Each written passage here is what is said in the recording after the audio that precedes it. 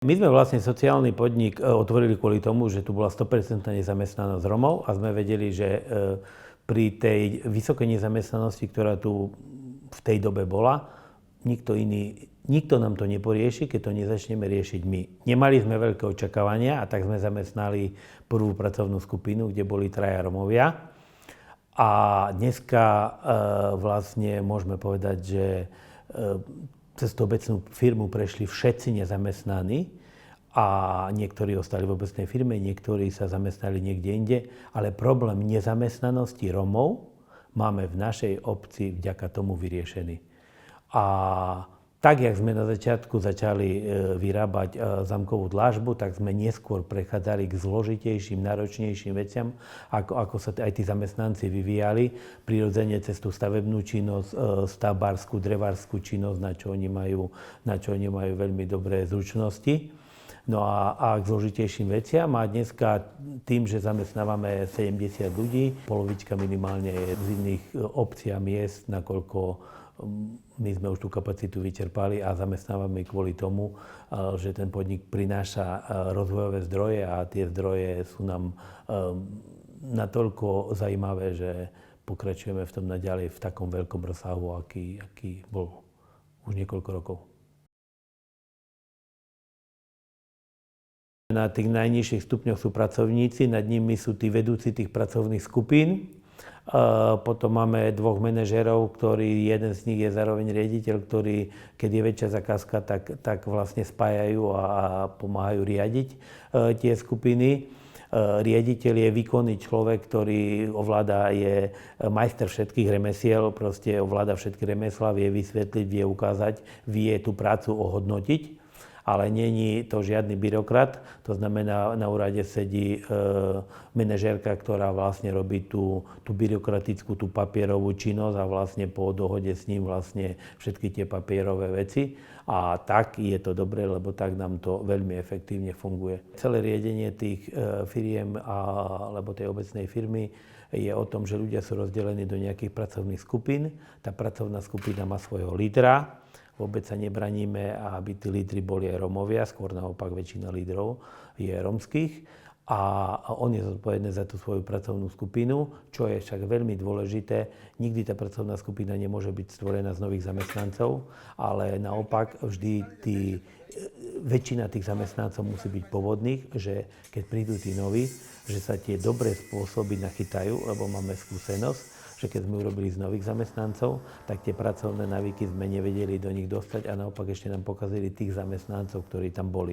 Tí výkonní pracovníci majú elektronický systém, ráno prídu do práce, tak sa musia elektronicky zaevidovať, počítač to eviduje, proste sú nejaké zaomeškanie, sú trestné minúty, keď idú na obed, sa musia zaevidovať tak ďalej, že ten systém riadenia toho pracovného času je oveľa prísnejší, čo najviac práce nie je na čas, ale na výkon. To znamená úkolovú prácu, oni to aj radi prijímajú, aj keď máme nejakú prácu na čas, tak hovoríme im, koľko dní im to môže maximálne trvať, aby si na seba vyrobili, aby mali výplatu. A stále dookola opakujeme, že my ich neplatíme zo žiadnych projektov, my ich neplatíme, toto si musia vyrobiť. A im hovoríme, keď toto nestihnete do takého času, nemáte na výplaty. Keď to stihnete skôr, máte aj na odmeny.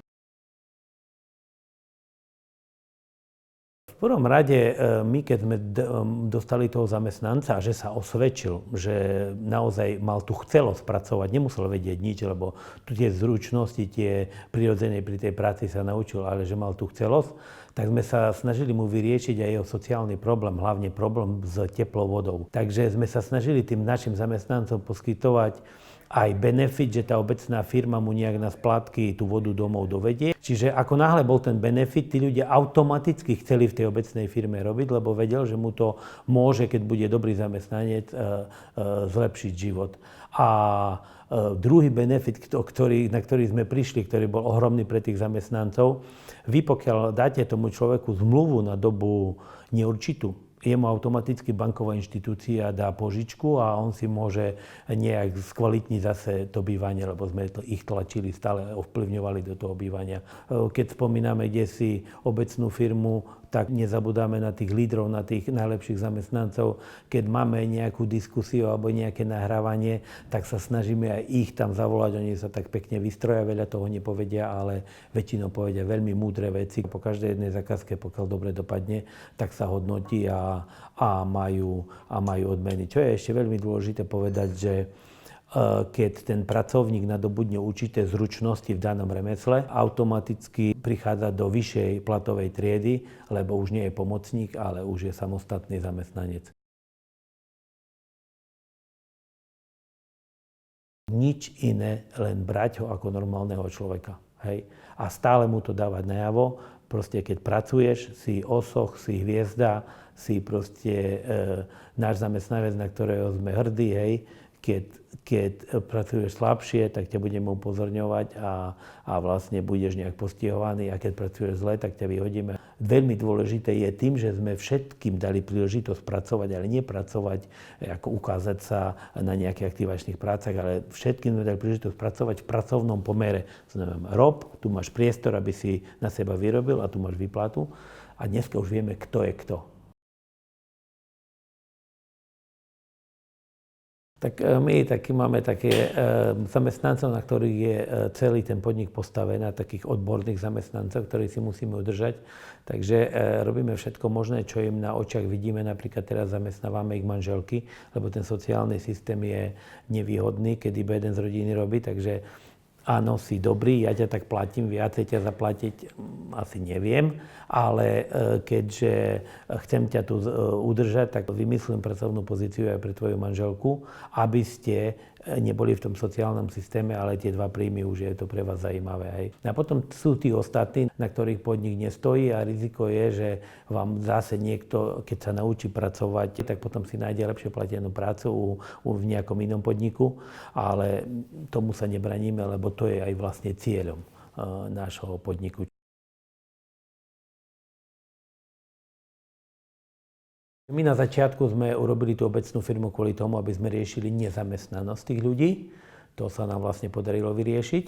Ale keď tí ľudia pracovali, tak sme zistili, že môžeme im sociálne pomôcť v tom ich statuse.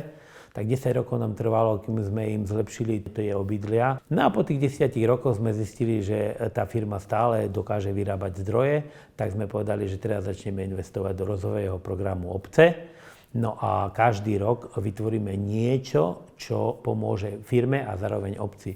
Tak vzniklo vlastne kúpalisko, ktoré bolo v regióne, v okrese Jedine. Tak vznikla posilovňa profesionálna, tak vznikla palenica. Urobili sme požičovňu lešenia a naradia, lebo v obci je mohutná bytová výstavba a ľudia si stavajú domy. Tá firma už spĺňa aj ďalšie atribúty a to je taká motivácia pre tých ostatných, aby sa nad tým zamysleli, a pokiaľ im nič z toho netreba, tak chvála Bohu, nech tú obecnú firmu nezakladajú, ale pokiaľ majú pocit, že majú problém, že majú tam veľa nejakých nezamestnaných, sociálne odkazaných, sociálne znevýhodnených, že ten rozvojový potenciál nie je využitý tej obce, tak vám garantujem, že obecná firma je na to jedinečný nástroj.